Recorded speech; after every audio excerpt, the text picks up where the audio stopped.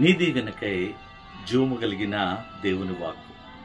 నీవు నిజంగా నిజ క్రైస్తవునిగా బ్రతకాలి అంటే, నీవు నిజమైన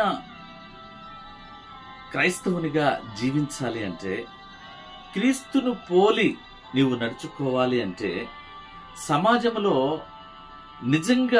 నిజంగా ప్రభు అయిన యేసుక్రీస్తు వారికి మాదిరికరంగా నీవు జీవన విధానం ఉండాలి అంటే, ఒక నిజంగా ప్రభు నిన్ను దీవించాలి అంటే ఒక కీలాక్ ఉందండి.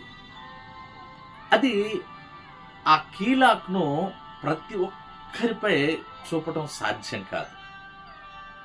కాదు అది కుదరని పని. కాదండి, అది అసలు మనకు చేతకాని పని. అయితే నీవు కలిగి ఏదైతే కీలాక్ ఉందో దాన్ని కలిగి ప్రతి ఒక్కరిపై చూపగలిగితే నీకు దీవెన. ఆ కలిగినది ప్రతి ఒక్కరికి చూపగలిగితే ఆ దీవెనే వేరండి, ఆశీర్వాదమే వేరు.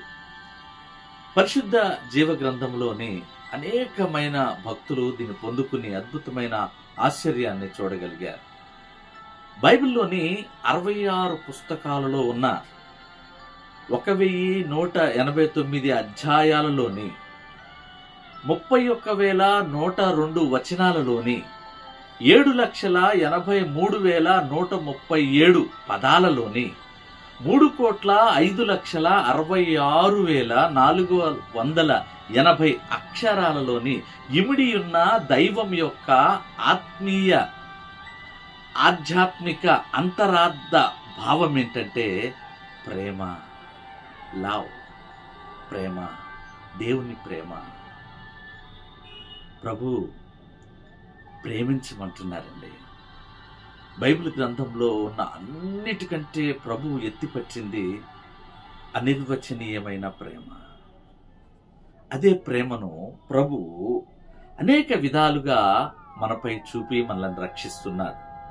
చూడండి, ప్రేమించండి, ప్రేమను పంచండి, ప్రేమను నేర్పించండి, ప్రేమను చాటండి, ప్రేమించడానికి ప్రయత్నించండి, ప్రేమను గెలిపించండి, ప్రేమను చూపండి, ప్రేమగా మెలగండి, ప్రేమగా నడుచుకోవడానికి ప్రయత్నించండి. ప్రేమ లేకపోతే జగమే లేదండి. పరిశుద్ధుడైన దేవునికి సర్వ మానవాళి అయిన మనందరి మీద, పాపులమైన మనందరి మీద జాలి కలిగింది అంటే దానికి కారణం ఏంటనుకున్నారు? ప్రేమ, లవ్.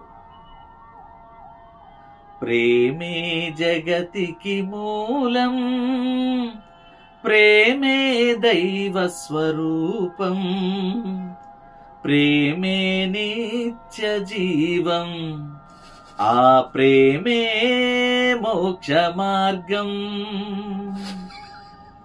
ప్రేమ లేకపోతే ఈ సృష్టి లేదండి.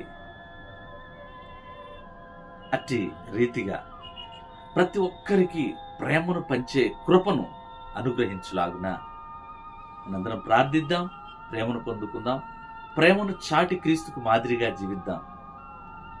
Have a blessed day. Amen.